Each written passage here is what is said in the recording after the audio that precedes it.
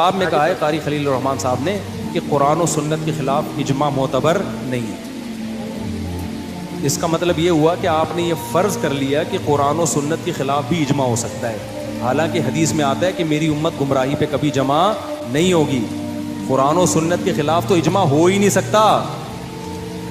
اس کا مطلب کہ امت گمراہی پہ جمع ہو گئی، قرآن و سنت چھوڑ دیا، تو بھائی صاحب آپ قرآن و سنت کی جو تشریح کر رہے ہو۔ الحمدللہ رب العالمین والصلاۃ والسلام علی رسول الامین وعلی آلہ وصحبہ اجمعین۔ دیکھیے مفتی صاحب یہ کہہ رہے ہیں کہ یہ کہہ دیا کہ اجماع معتبر نہیں ہے قرآن و حدیث کے خلاف۔ یہ کہ جب اہل حدیث کہتے ہیں نا کہ اجماع کا اعتبار نہیں کرتے، اس کا یہ مطلب نہیں ہے کہ اجماع کی حجیت نہیں مانتے۔ اجماع اصل میں فہم پر ہوتا ہے تو اس سے انکار نہیں ہے، وہ حدیث تو موجود ہے، بلکہ کسی پچھلی اسٹریم میں ہم نے مستدرک حاکم کے حوالے سے اس کو پیش بھی کیا تھا۔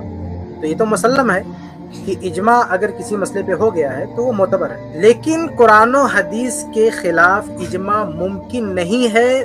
اسی مفہوم کو ادا کرنے کے لیے کہا جاتا ہے کہ یہ اجماع ثابت نہیں ہے۔ جب یہ کہا جاتا ہے نا، اہل حدیث جب یہ کہتا ہے کہ ہم اس اجماع کو نہیں مانتے ہیں، تو اس کا یہ مطلب نہیں کہ وہ منکر اجماع ہے، بلکہ اس کا اعتراض یہ کہ یہ اجماع ثابت نہیں ہے۔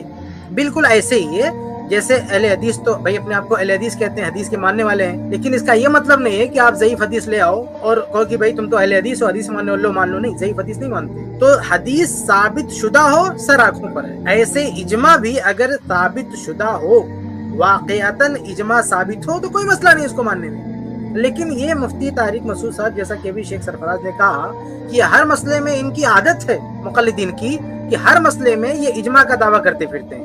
تو حقیقتاً جب ہم یہ کہتے ہیں نا کہ یہ اجماع قرآن و حدیث کے خلاف ہے، معتبر نہیں ہے، مطلب یہ ہوتا ہے کہ یہ ثابت نہیں ہے۔ اس کے عدم ثبوت کے لیے کئی شواہد بھی ہوتے ہیں۔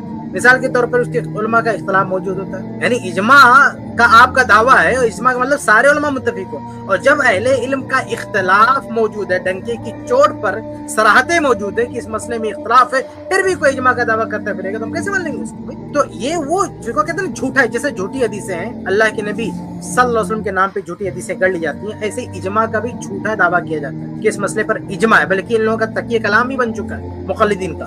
ہر مسئلے میں دیکھیں گے کہ اپنی بات کو مضبوط کرنے کے لیے اجماع اجماع اجماع اجماع کرتے ہیں، بلکہ ان کے یہاں بعض دفعہ نا اجماع سے مراد کیا ہوتا ہے، یہ چاروں مسلک والے اگر مانتے ہیں اس کو اجماع بول دیتے ہیں، حالانکہ اس کے باہر علماء نے اختلاف بھی کیا ہو تو اس کا اعتبار ہی نہیں کرتے۔ تو یہ مسئلہ ہے، اجماع کا کوئی منکر نہیں ہے، لیکن اجماع ثابت ہونا چاہیے۔ اگر ثابت نہیں ہے تو پھر اس کی کوئی حیثیت نہیں ہے۔ جی آگے آپ قرآن و سنت کی جو تشریح کر رہے ہو نا، اجماع نے اس تشریح کو کالعدم قرار دے دیا ہے، اس لیے آپ جو حدیث کا مطلب بیان کر رہے ہو اجماع سے پتہ چلا اجماع ٹھیک ہے، آپ غلط ہو۔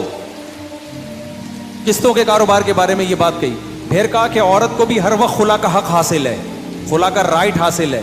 اس سے اگر آپ کی یہ مراد ہے، یہاں پہ رکتے ہیں تھوڑا سا، یہ جو قسطوں کے کاروبار کے بارے میں کہا، ہم اس طرف نہیں جائیں گے، لیکن بہرحال اختلاف موجود ہے۔ اس میں اجماع کا دعویٰ اگر کوئی کر رہا ہے تو یہ بیکار سی بات ہے۔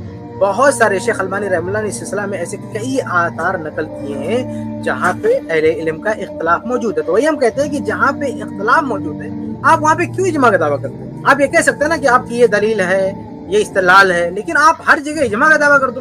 جہاں دو قول ہے، ایک سے زائد اقوال ہے، وہاں اجماع کا دعویٰ کر دو، اور پھر کوئی اجماع نے اس مفہوم کو متعین کر دیا، ارے بھائی تمہارا یہ کھڑنتو اجماع ہے، یہ تمہارے خام خیالی ہے، تمہارے ذہن میں پک رہا ہے یہ اجماع کا دعویٰ، اس کا علمی دنیا میں اس اجماع کا کوئی وجود نہیں ہے، یہ صرف دعویٰ ہے۔ جیسے کتابوں میں جھوٹی حدیثیں بھی درج ہیں، ایسے کتابوں میں اجماع کے جھوٹے دعوے بھی ملتے ہیں پڑھنے کو، لیکن جس طرح سے نبی صلی اللہ علیہ وسلم کی طرف منسوب جھوٹی بات اور غیر معتبر بات کی کوئی حیثیت نہیں ہوتی ہے، ایسے امت کے علماء اور مجتہدین کی طرف یہ جھوٹی نسبت کہ انہوں نے اجماع کر لیا ہے، اس کی بھی کوئی حیثیت نہیں ہے۔